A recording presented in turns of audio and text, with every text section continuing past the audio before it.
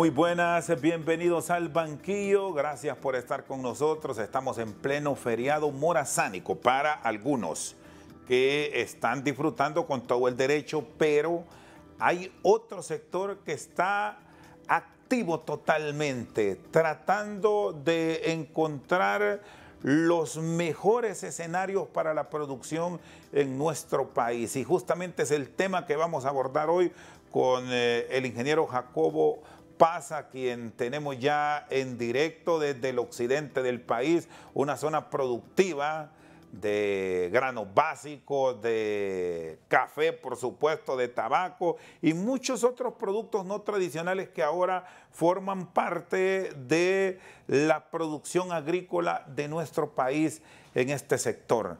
Nada halagüeño es lo que nos está pasando en el agro ahora mismo. ¿Cuáles son los registros? Quiero empezar con esto, ingeniero Paz, que ustedes tienen para el sector occidental y que demandan con urgencia la intervención del Estado como un aliado ideal para recuperar la producción en el país.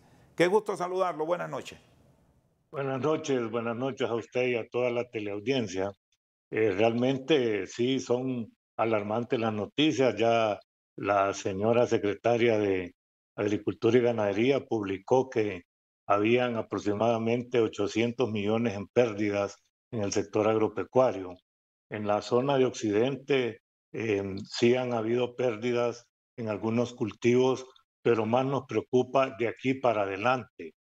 Recordemos que está por iniciar la cosecha de café, oficialmente inició el 1 de octubre de este año y los caminos terciarios, secundarios, puentes y la carretera principal de Occidente están bien dañados.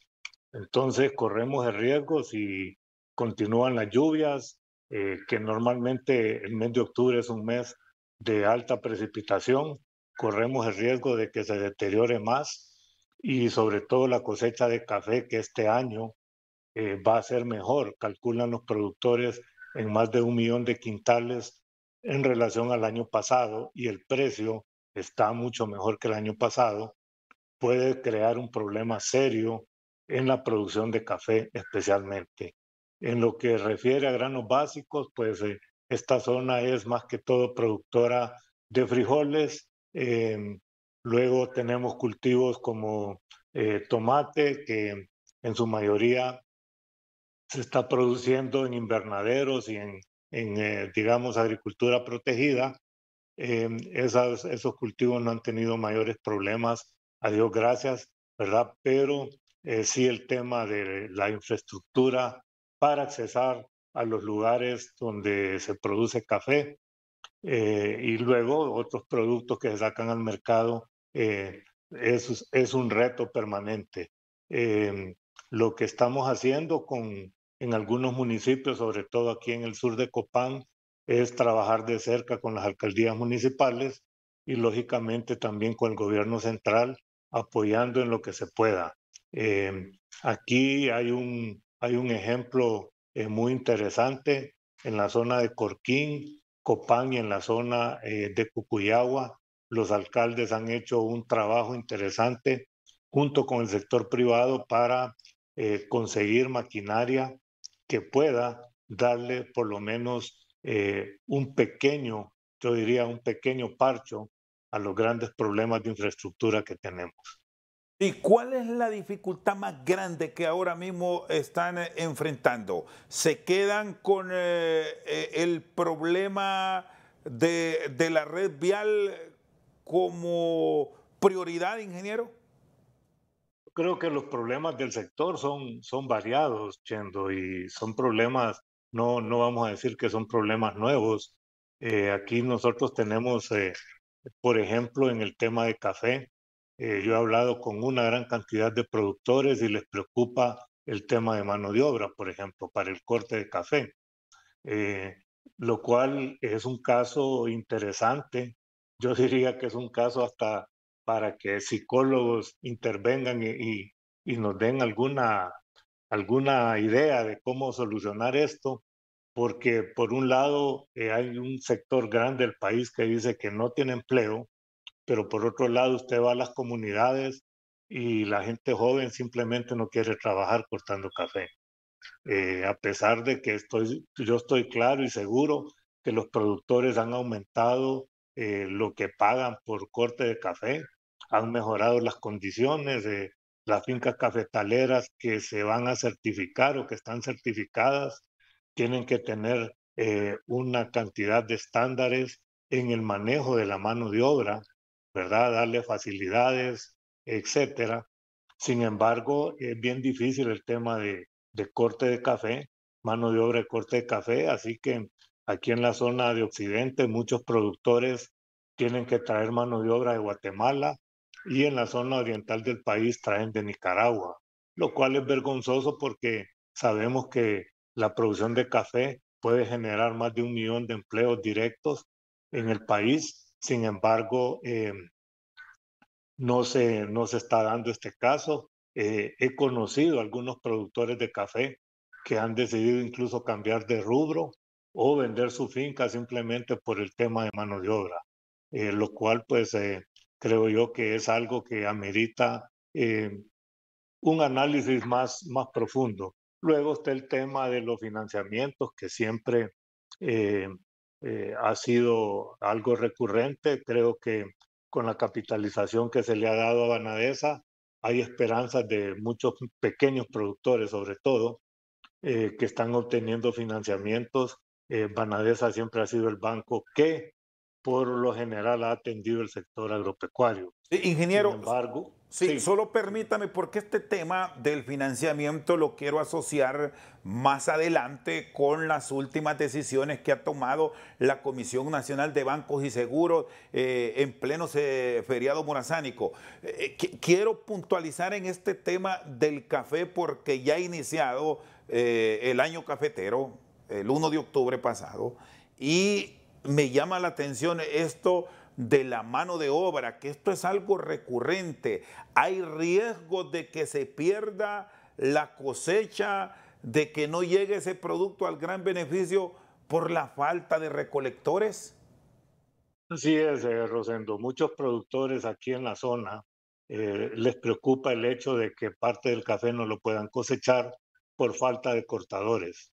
Aparte de eso, si el grano ya está listo para ser cosechado y tenemos lluvias muy fuertes, ese grano pues obviamente se cae y no es aprovechado. Aparte de eso, el grano que cae y no se cosecha pues corre riesgo también de las enfermedades que ya conocemos, la broca del café, por ejemplo. Eh, entonces son desafíos importantes que tiene el sector cafetalero, no solo de esta zona, sino que de todo el país. Sí, Eh, yo sé que los productores han hecho esfuerzos por mejorar, repito, los salarios que se le pagan a los cortadores de café. Usted sabe que el tema es que les pagan por galón, dicen ellos, pero lo que dice el reglamento de comercialización de café es que tienen que pagarle por peso. Pero también es un tema de productividad. O sea, un cortero que corta muy poco café en el día, obviamente sus ingresos se van a ver bajos y aquí es un tema de concientizar a la gente que en corte de café pues pueden tener buenos ingresos, obviamente si son productivos. y las atenciones de las organizaciones de productores ha sido la adecuada, ha sido la efectiva como ellos lo demandan o se han quedado con aquello del pasado de que algunos dirigentes solo beneficiaban a la comunidad de donde son ellos o a los amigos que son caficultores, olvidándose de una gran masa de productores. Bueno, yo creo que hay diferentes casos. Yo sí creo que la institucionalidad del café es muy fuerte. em, Todo es susceptible a mejoras definitivamente, ¿verdad? Creo que aquí quienes pueden juzgar esto son los mismos productores. Yo sí he escuchado comentarios diversos, algunos que están inconformes porque no reciben la atención adecuada en cuanto a asistencia técnica y capacitaciones, otros que están conformes. Aquí en la zona de Corquín, por ejemplo, fue el, la institución cafetalera encargada de reparación de calles, que reparó prácticamente el tramo carretero que estaba dañado, ¿verdad? Así que de todo hay, Rosendo. Lo que sí sigue resintiendo los productores es la famosa retención de los $9 por quintal exportado, que desde hace muchos años se viene dando y que es algo que en el Consejo Nacional del Café se discutió, se trató de cambiar eso.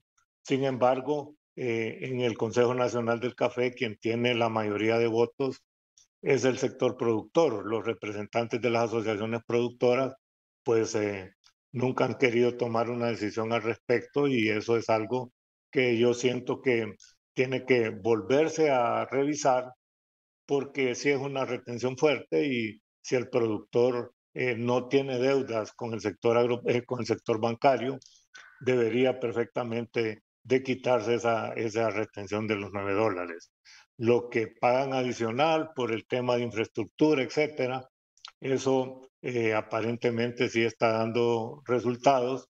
Ahí definitivamente siempre va a haber gente que esté contenta, va a haber gente que va a estar inconforme, porque recordemos que son más de 100,000 familias que están en la producción de café, muchos de ellos pequeños productores que no tienen mucha voz, pero que sí son parte de todo este sector, son importantes y lo que hay que hacer es mantenerlos productivos y evitar que estas familias de productores pequeños decidan dejar abandonadas sus fincas y muchos de ellos en el pasado lo han hecho, se han ido en caravanas a tratar de pasar ilegalmente hacia los Estados Unidos.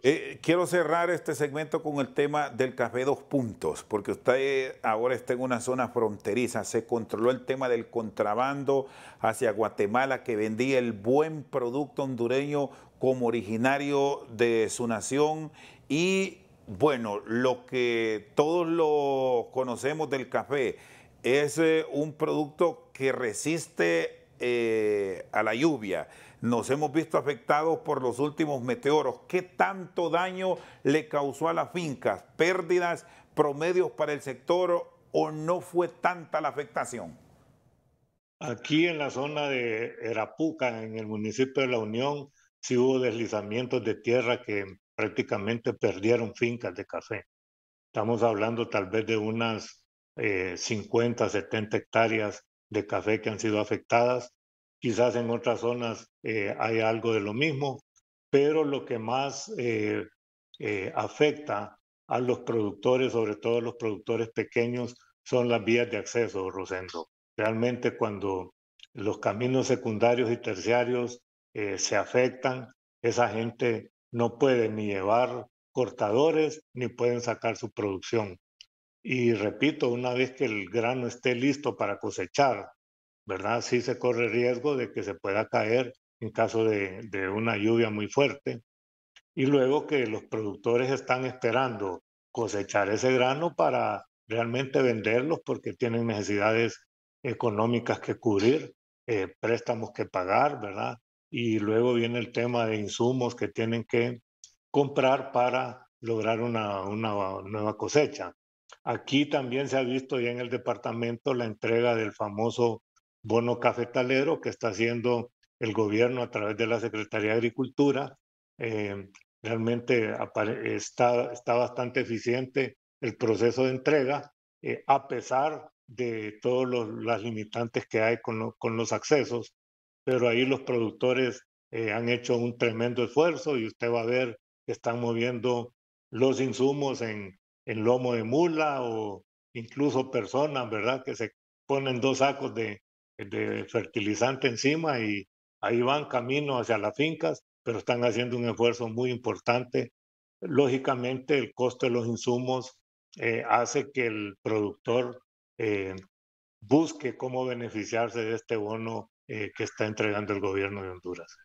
Muy bien, está con nosotros al banquillo el ingeniero Jacobo Paz, consultor agrícola de nuestro país. Vamos a una pausa. Cuando regresemos, el tema de los financiamientos, la disponibilidad que ahora mismo están demandando los productores, ¿debe llegar en qué términos? Ya se los contamos. Que el sector financiero nacional tiene que involucrarse y tiene que involucrarse con efectividad, no tratando de sacar provecho, sino que tratando de apoyar y de beneficiarse de ellos en el sentido de que su mora y su riesgo va a ser menor cuando tienen un seguro adecuado.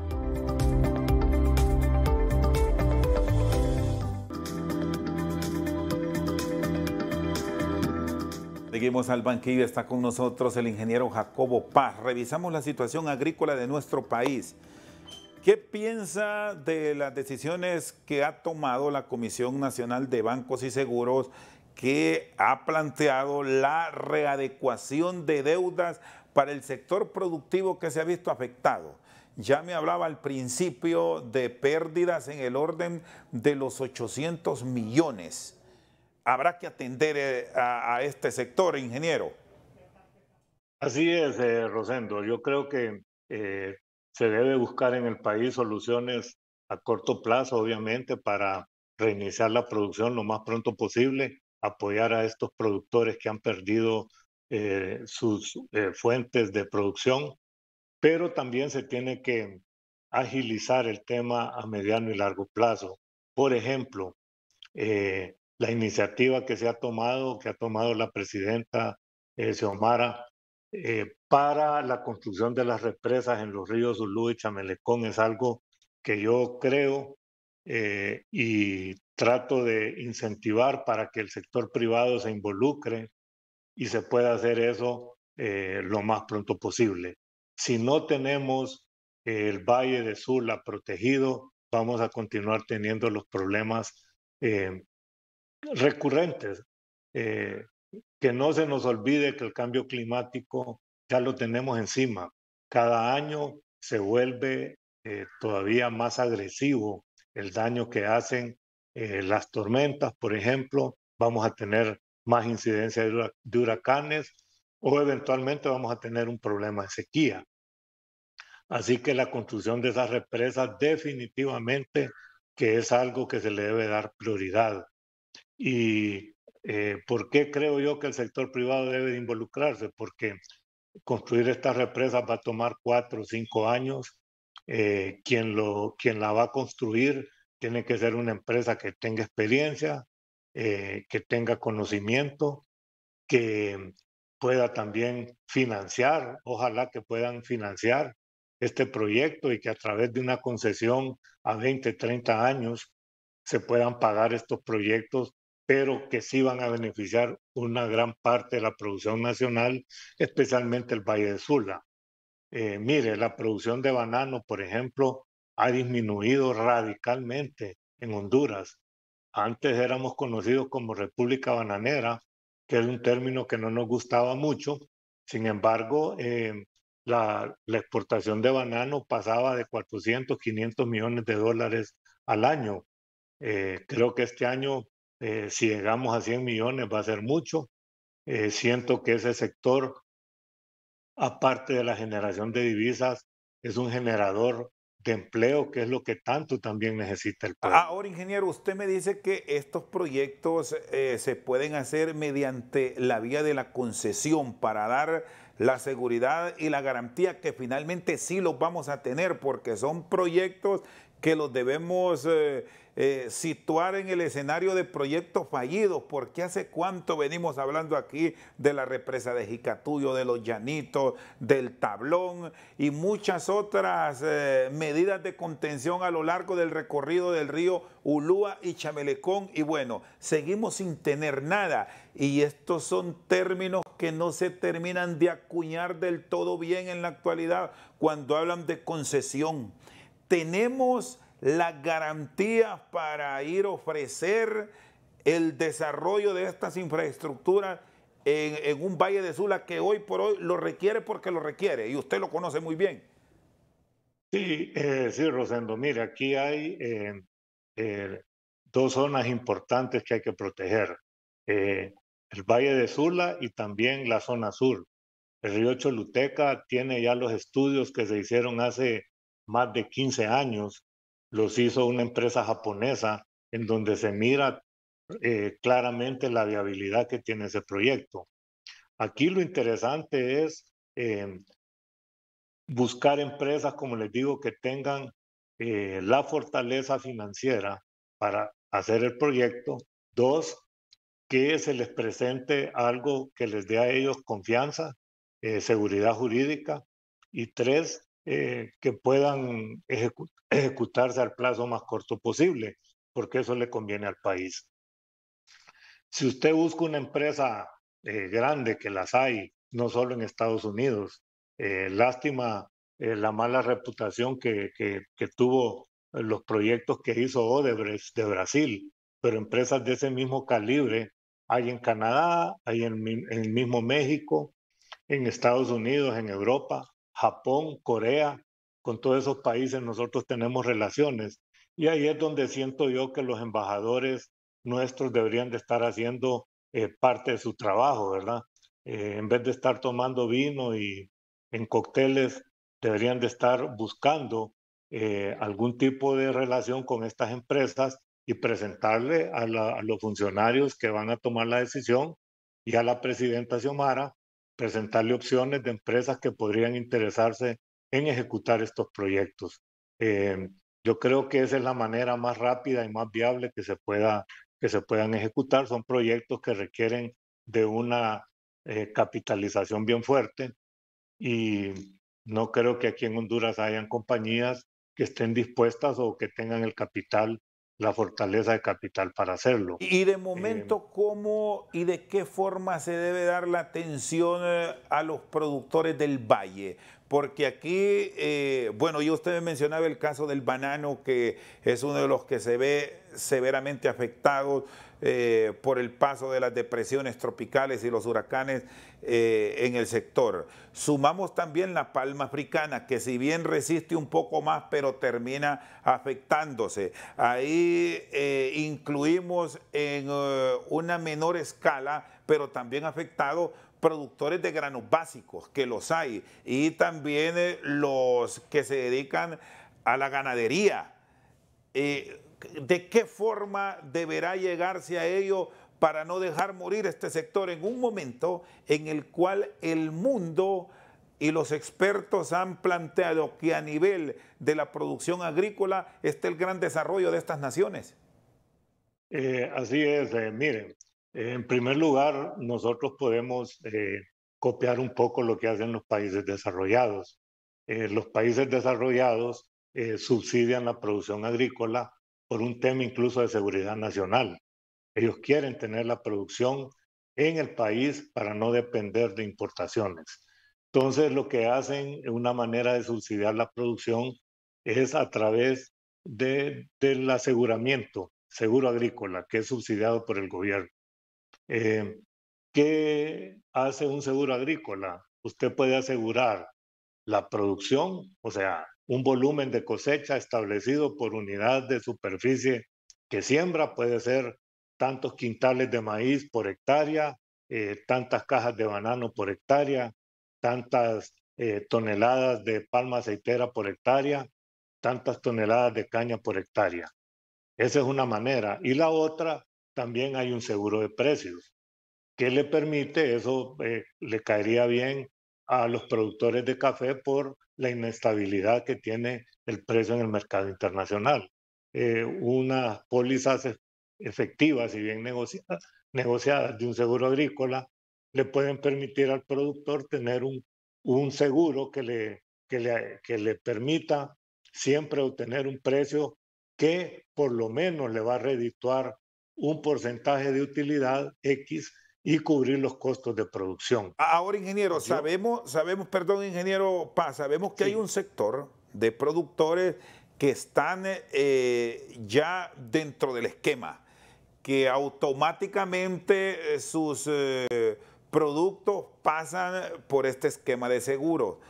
pero hay forma cómo diseñarles también, y aquí nos vamos a extender no solo con lo del Valle de Sula, sino a todo el territorio nacional, planes de seguridad, de inversión para ese pequeño productor, porque esta ha sido la queja frecuente, que a unos sí, pero a otros no, y cuando vienen estas llenas, pues ahí muchos quedan prácticamente de brazos cruzados porque perdieron todo. Bueno, creo que es un tema educativo también. El productor cuando le dicen, el pequeño productor cuando le dicen, mira, tenés que pagar tanto por seguro, y también es un tema de negociación, ¿verdad? Si usted es una entidad financiera, puede hacer una negociación seria con una empresa que le va a asegurar lo que usted está financiando. Esa negociación tiene que ser reflejada en el costo que va a pagar ese pequeño productor. Cuando a un productor le dicen que tiene que pagar X cantidad de dinero por el seguro y no ha visto el beneficio, entonces ese productor se resiste. Y eso lo que hace es que cuando llegan los problemas, tanto de inundaciones como sequía, el productor quizás se arrepiente de no haber tomado el seguro, pero ahí es donde viene el subsidio. Definitivamente que allí tenemos, como le decía al principio, imitar un poco lo que hacen los países desarrollados, y es subsidiar ese seguro. Un porcentaje del valor de la póliza de seguro es cubierta por el Estado para proteger a esos productores que todos sabemos los riesgos que tiene la producción agrícola. Todos los que somos profesionales agropecuarios sabemos el riesgo que tiene, ¿verdad? Y realmente muchos productores son personas que hay que admirarlos, ¿verdad? Son verdaderos héroes porque año con año han venido con una gran resistencia, eh, volviendo a cultivar sus tierras, volviendo a aumentar su ganadería, volviendo a invertir en equipo, etcétera. Y son los que generan empleo, son los que generan exportaciones, son los que también proveen para el mercado nacional. Y a esos productores tenemos que priorizarles de alguna manera este tipo de aseguramiento, tanto de cosecha como de precio. Muy bien, ¿Cómo hacerlo? Bueno, eso ya es un tema de política de Estado, ¿verdad? En la que yo siento también que el sector financiero nacional tiene que involucrarse y tiene que involucrarse con efectividad, no tratando de sacar provecho, sino que tratando de apoyar y de beneficiarse de ellos en el sentido de que su mora y su riesgo va a ser menor cuando tienen un seguro adecuado. Hay seguros que le cubren, hay diferentes tipos de coberturas. Por ejemplo, hay seguros que solo le cubren cierta incidencia climática, ¿verdad? Por ejemplo, en el caso de exceso de lluvia, le cubren un área de, por decir, 5.000 hectáreas en la zona del Valle de Sula, siempre y cuando exceda la lluvia de tantos milímetros por una semana, algo así. Entonces, ese tipo de pólizas, como les repito, pueden negociarse, pero tiene que ser una negociación primero bastante seria, bastante efectiva, que cubra realmente los riesgos que tienen los productores. De esa manera, si hay un tema de sequía o exceso de lluvia, ese productor recibe una compensación que le permite cubrir sus costos y volver a sembrar, volver a reactivar su producción, y eso lógicamente genera más empleo, genera exportaciones y menos problemas a nivel de gobierno, que todo el mundo quiere que sea el gobierno el que le resuelva este tipo de problemas cuando ocurren. muy bien, está con nosotros el ingeniero Jacobo Paz, consultor agrícola. Vamos a una pausa. Cuando regresemos, hablamos del tema de los frijoles también. ¿Hay o no grano en el país? Se nos está yendo para El Salvador. ¿Qué garantías debe ofrecer la Secretaría de Desarrollo Económico para que el consumidor hondureño no vaya a pasar por la ya común escasez que se vivió en otros tiempos? Ya se los contamos. Pero, por ejemplo, en el tema de inundaciones, mientras no tengamos la protección adecuada en el Valle de Sula, las pólizas para cubrir el tema de inundaciones van a ser relativamente costosas, pero ahí es donde uno evalúa costo-beneficio y luego la minimización del riesgo, ¿verdad?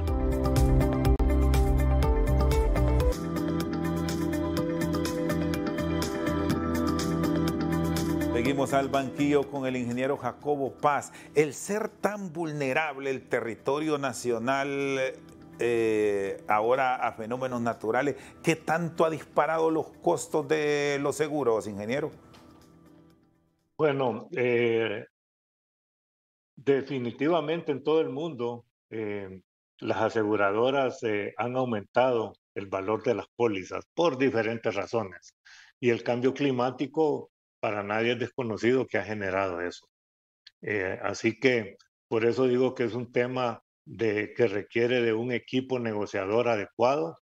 Eh, ¿Por qué? Porque, por ejemplo, en una zona donde hay posibilidad de riego, no va usted a tener una póliza muy cara en el tema de cobertura de sequía, por ejemplo. Pero, por ejemplo, en el tema de inundaciones, mientras no tengamos la protección adecuada en el Valle de Sula, las pólizas para cubrir el tema de inundaciones van a ser relativamente costosas. Pero ahí es donde uno evalúa costo-beneficio y luego la minimización del riesgo, ¿verdad? Si yo voy a invertir, por dar una cifra nada más, $50,000 por hectárea de banano, ¿verdad? Yo sí creo que puedo tomar el riesgo de comprar un seguro que me permita cubrir esa inversión que estoy haciendo en caso de que vaya a haber un incidente de un exceso de lluvia o incluso vientos huracanados que me pueden botar mi producción en el caso de producción de banano.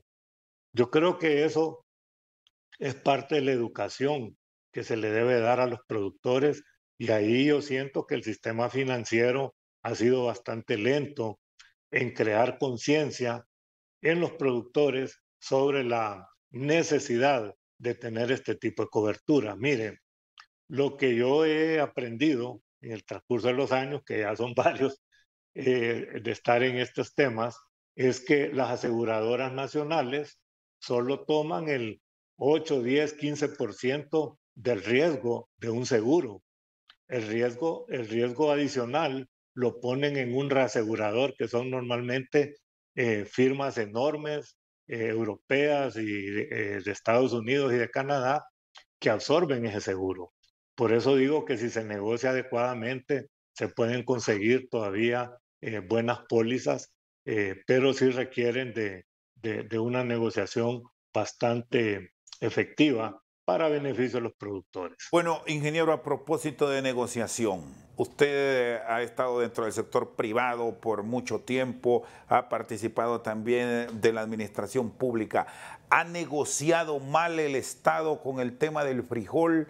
En las últimas horas hemos escuchado de un comunicado en el cual están pidiendo la intervención de aduanas para que no se vaya el producto para el extranjero. Debemos decir que quien se lleva el frijol hondureño, sobre todo el frijol rosado o frijol rojo, es El Salvador.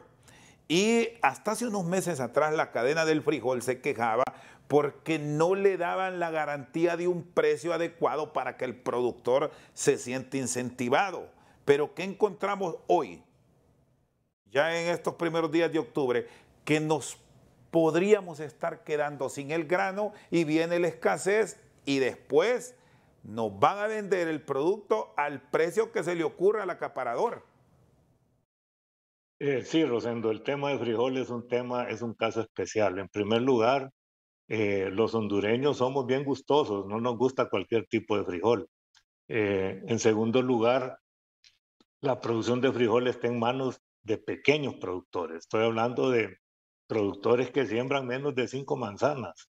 Entonces, ese productor, obviamente, con los costos que se están dando ahora por el tema de incluso la guerra de Rusia con su vecino, está generando altos costos en los insumos y todos lo estamos viviendo, ¿verdad?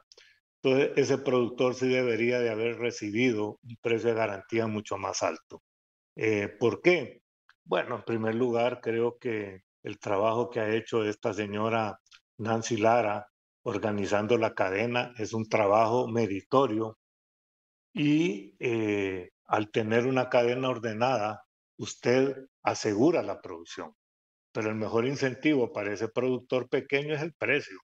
Entonces, de nada sirve que pongamos un precio de garantía bajo si vienen los salvadoreños y pagan en dólares, pagan anticipado y lo van a pagar a un precio más alto. Yo creo que evitar la exportación de frijoles eh, no va a tener mucho sentido por una razón, porque siempre va a salir el frijol. Hay puntos ciegos y ciegos en los puntos, y eso es una historia de hace años que le hemos vivido. Lo mismo ocurre con el café. Mire, al final del día, lo que impulsa al productor es el precio, es lo que motiva para que el productor continúe.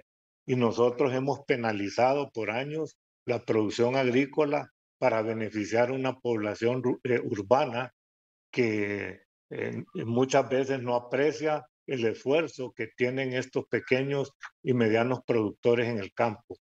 Eh, Como decía al principio, la producción agropecuaria es altamente arriesgada y ahora con el cambio climático se ha vuelto todavía más arriesgada. ¿Y hay alguna En- salida para frenar esto que podría detonar en crisis, ingeniero Paz? sí, mire, en primer lugar, tal vez fondear adecuadamente al IMA para que compre una buena cantidad de frijoles para tener una reserva nacional, pero que lo pague a un mejor precio, que llegue, si es necesario, pagar 2.000 lempiras por quintal. Yo creo que es mucho más negocio para el país que dejar que ese grano se vaya.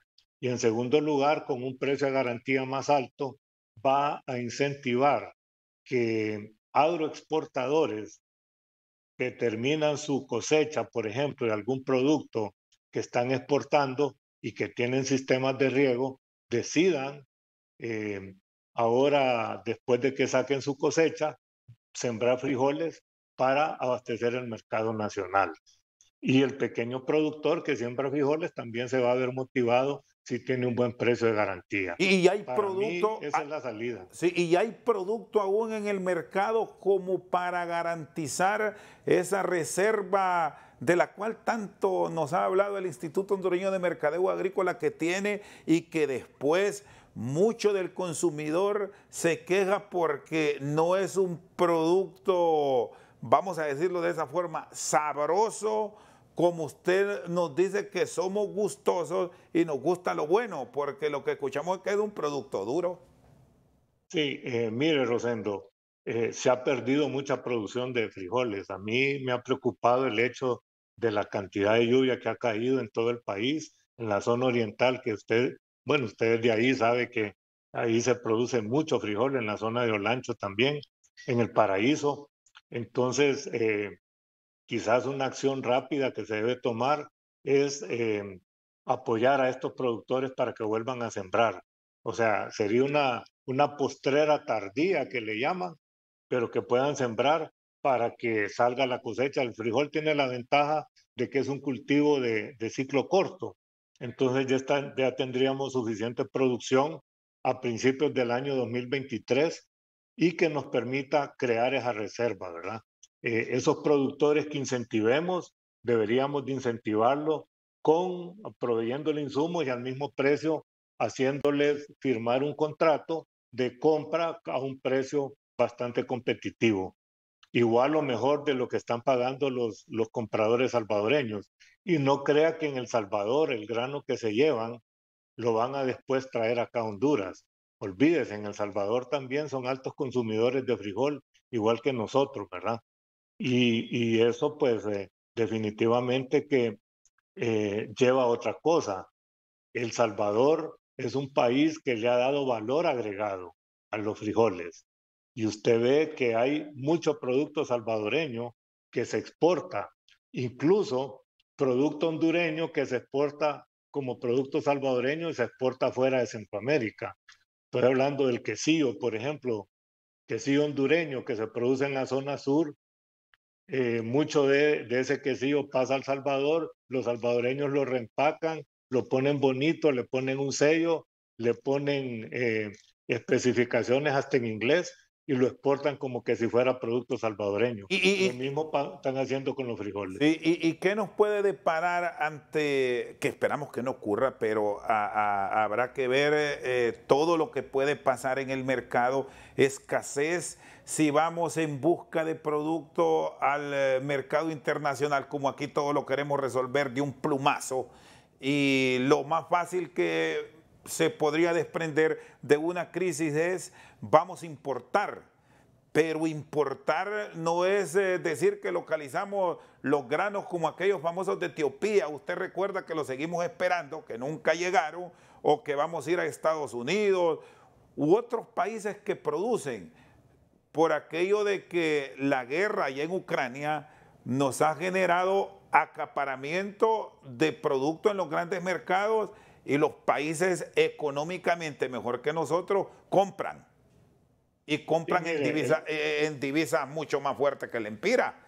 sí, aparte de eso, el frijol nuestro es, como le digo, es especial, ¿verdad? Digamos, en Guatemala se produce frijol negro, lo mismo en Costa Rica, Colombia. Entonces nosotros, Nicaragua y Honduras y El Salvador somos los que producimos y consumimos frijol rojo. Segundo, no nos gusta un grano que esté almacenado más de 6 meses. Como usted dice, lo encontramos duro. A la hora de cocinarlo, las señoras se quejan porque se tarda mucho, etcétera, etcétera. Entonces, somos gustosos, queremos la calidad, queremos grano fresco y repito, la manera de incentivar la producción es teniendo un mercado seguro y un buen precio. Trabajemos en eso y estoy seguro que el productor va a responder. El productor se va a ver incentivado porque tiene un mercado seguro que puede ser el IMA, pueden ser eh, otras instituciones, pero también a un buen precio, ¿verdad? Para mí esa es la alternativa más rápida, más segura que podemos tener para un abastecimiento adecuado de frijol. Muy Y bien. lo digo no con ánimo de meterme en temas de políticas de Estado, simplemente, pues, yo vivo en la zona rural, veo lo que pasa con los productores y todo, y creo que un productor con un buen precio se va a ver motivado para continuar haciendo lo que le gusta hacer.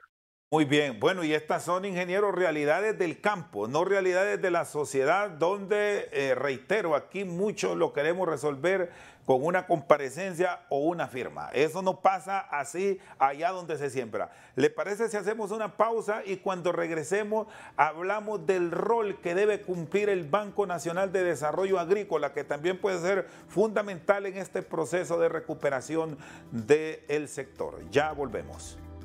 Las capacitaciones para el sector agropecuario no tienen que ser 4 años metidos en una universidad. Usted agarra un grupo de productores y con una capacitación corta puede realmente hacer que estos productores implementen prácticas agrícolas adecuadas.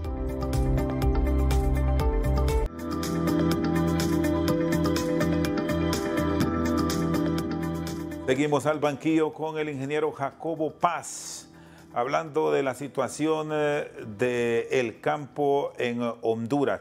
El rol de Banadesa, ¿cómo se debe potenciar junto al sector cooperativo y a la banca que ha tenido apuestas para productores que no son tan bancables? Ingeniero. Y bueno, siempre, aparte del riesgo que conlleva la producción agropecuaria, eh, la administración de recursos del Estado, en el caso del Banco Banadesa, siempre pues es un tema importante. Eh, Aquí creo yo que primero no hay que politizarlo, ¿verdad? Segundo, tiene que ser bastante eficiente en la gestión de evaluar cada uno de los préstamos y proyectos que se van a financiar. Tercero, yo sí creo que el sector productor agrícola nacional tiene que organizarse mejor. Eh, En el pasado reciente, la FENAC ha tratado de aglutinar otros gremios bajo la sombría de la FENAC. Eh, Creo que es una excelente iniciativa, pero tienen que agruparse todavía más, tienen que organizarse más, porque si se organizan es mucho más fácil para cualquier institución financiera, ya sea pública o privada, acompañar adecuadamente a los productores con ese financiamiento. Hay un ejemplo de un país vecino nuestro, que es México, en donde el Consejo Nacional Agropecuario aglutina prácticamente el 80% de los productores agropecuarios de México, que es un país con una extensión territorial bastante grande, y el Consejo Nacional Agropecuario prácticamente es el que hace que el Estado decida las políticas agropecuarias para el Estado de México. Es increíble cómo los mexicanos han aprovechado el Tratado de Libre Comercio que tienen con Estados Unidos. Si usted puede ver en la frontera estadounidense con México, la cantidad de contenedores con alimentos, verduras, alimentos lácteos, etcétera, que salen de México hacia Estados Unidos de exportación, producto de que hay una organización que se llama Consejo Nacional Agropecuario, que mensualmente se reúne con el secretario de Agricultura, con el secretario de Comercio, con el secretario de Finanzas, para ver los temas que están teniendo cada uno de los rubros, los problemas que están teniendo y también buscar soluciones a nivel de ¿Y país. por qué esos Eh, esquemas no terminan siendo replicados aquí en nuestro país, teniendo incluso un mercado más pequeño?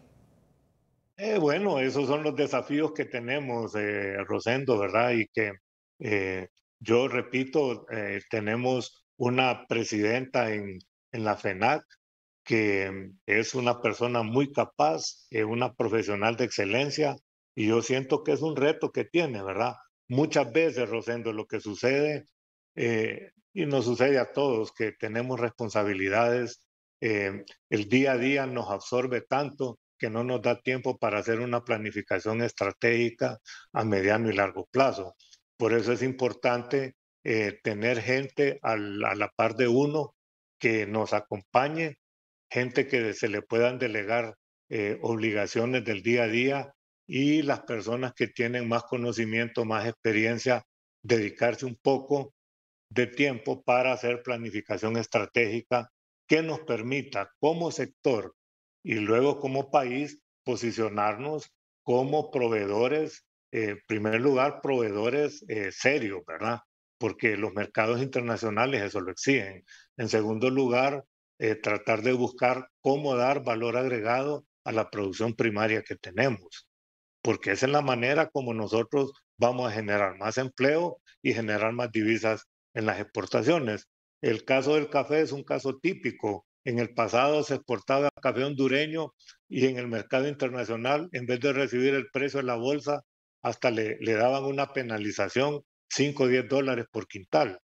Con las certificaciones, con el trabajo que se ha hecho, que lo han hecho las cooperativas, productores, etcétera, y algunos beneficios de café han incentivado las certificaciones y han posicionado el café hondureño como un café de alta calidad, en donde estamos viendo precios 100, 150 dólares arriba del precio que tiene la bolsa en Nueva York.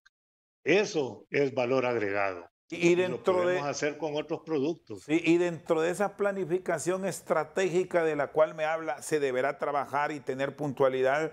El tema del bono, ¿ha sido efectivo o sigue siendo un escenario político el que lo domina y contrario a tener beneficio es pleito el que genera, ingeniero?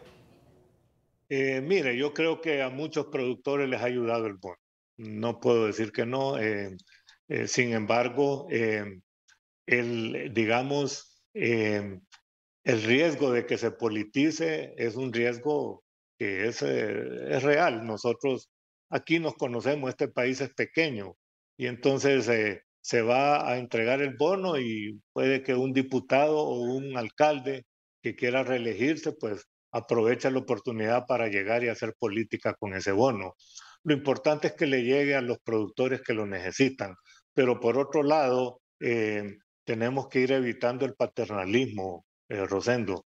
Hay miles de casos en Honduras de productores que no han recibido ninguna ayuda estatal, pero con la educación adecuada, con la capacitación y con el esfuerzo de ellos han salido adelante. Y son ya productores que están en otro nivel, están generando empleo, ¿verdad? Y fueron productores que empezaron casi de la nada. Entonces yo más creo en la educación y en la capacitación.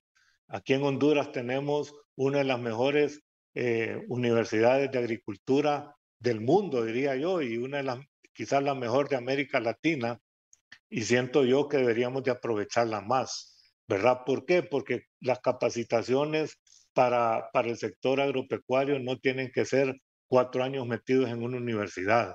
Usted agarra un grupo de productores y con una capacitación corta puede realmente hacer que estos productores implementen prácticas agrícolas adecuadas que les permita mejorar su productividad, que su producto pueda salir a un mercado nacional y a un mercado internacional competitivamente. Realmente creo yo que debemos de votar esquemas pasados, ¿verdad?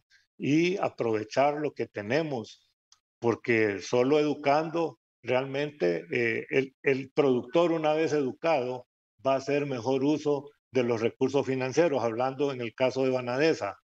Están capitalizando o han capitalizado Banadesa, qué bueno, pero le aseguro que si ellos analizan los productores que son beneficiados con un préstamo de Banadesa, el productor que está capacitado, que ha recibido algún tipo de educación continua o que ha recibido algún tipo de capacitación específica en el cultivo que está en este momento sacando al mercado, le aseguro que ese productor le va a pagar al banco sin mayores problemas y va a seguir creciendo. Tenemos casos, mire, las cadenas de supermercados han incentivado a grupos de productores que usted los ve, son productores que empezaron prácticamente solo teniendo la tierra, se capacitaron en agricultura protegida, en riego por goteo, en fertirriego, y ahora son productores que son capaces de educar a sus hijos mejor,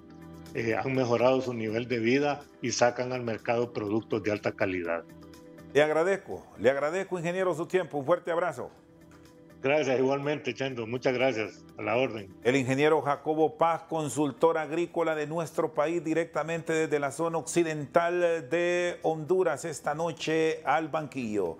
Por su sintonía, muchas gracias.